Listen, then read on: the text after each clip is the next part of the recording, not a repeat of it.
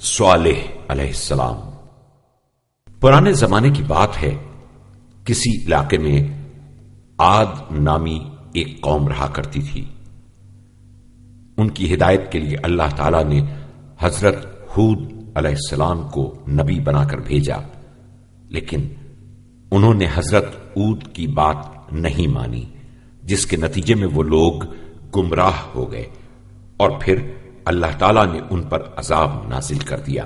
ان کے بعد اللہ تعالیٰ نے قوم سمود کو ان کے علاقوں میں ان کا جانشین بنا دیا۔ قوم سمود کے بزرگوں اور سرداروں نے اپنی قوم سے کہا کہ وہ پہاڑوں کے درمیان پتھروں کے ذریعے مضبوط گھر بنائیں تاکہ کسی مصیبت کے وقت ان کو کوئی نقصان نہ پہنچے۔ انہوں نے دن رات محنت کر کے خوبصورت اور مضبوط شہر بنا لیے۔ اب وہ مطمئن تھے کہ انہیں کوئی نقصان نہیں پہنچا سکتا۔ آہستہ آہستہ شیطان نے انہیں گمراہ کر دیا اور وہ اللہ کی ساری نعمتوں کو بھول گئے پھر انہوں نے بتوں کی پرستش شروع کر دی۔ اللہ تعالیٰ نہیں چاہتا تھا کہ وہ لوگ گمراہی میں پڑے رہیں اور شیطان کی باتوں پر عمل کرتے رہیں، اس لیے اللہ تعالیٰ نے حضرت صالح کو ان کی ہدایت کے لیے منتخب کیا۔ حضرت صالح علیہ السلام نے ان سے کہا کہ تمہارا خدا وہ ہے کہ جس نے تمہیں مٹی سے پیدا کیا اور تمہارے ذریعے سے زمینوں کو آباد کیا۔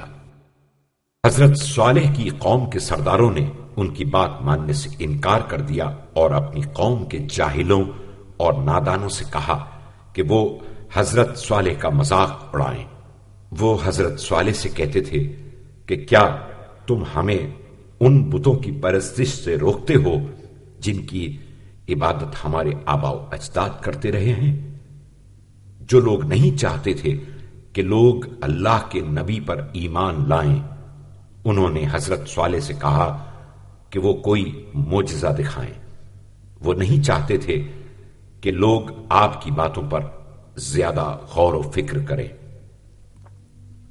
ایک دن انہوں نے حضرت صالح علیہ السلام کا معجزہ اپنی آنکھوں سے دیکھ لیا کہ پہاڑ میں سے ایک بڑی اونٹنی باہر نکلی۔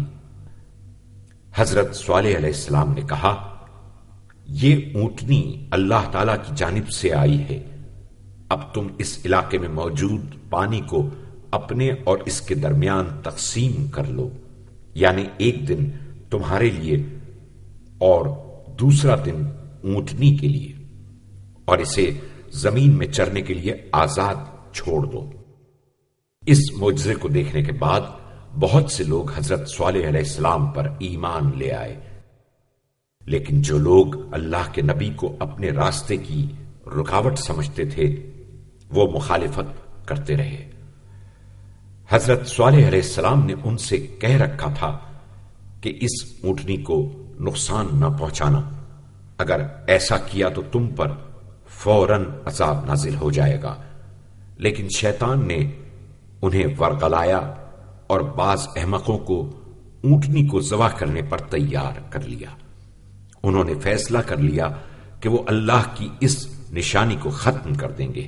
چنانچہ جب اونٹنی پانی پی کر نہر سے باہر نکلی تو انہوں نے اونٹنی کا پیچھا شروع کر دیا، اور پھر جس کے ہاتھ میں جو ہتھیار تھا اس نے اسی ہتھیار سے حملہ کر دیا اور بیچاری اونٹنی کو مار گرایا۔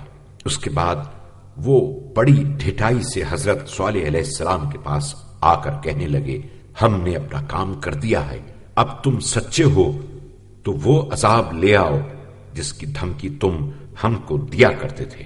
حضرت صالح علیہ السلام نے فرمایا، تمہیں یہ کام نہیں کرنا چاہیے تھا، اب تمہارے پاس 3 دن سے زیادہ مہلت نہیں ہے، اس کے بعد اللہ کا عذاب آ جائے گا۔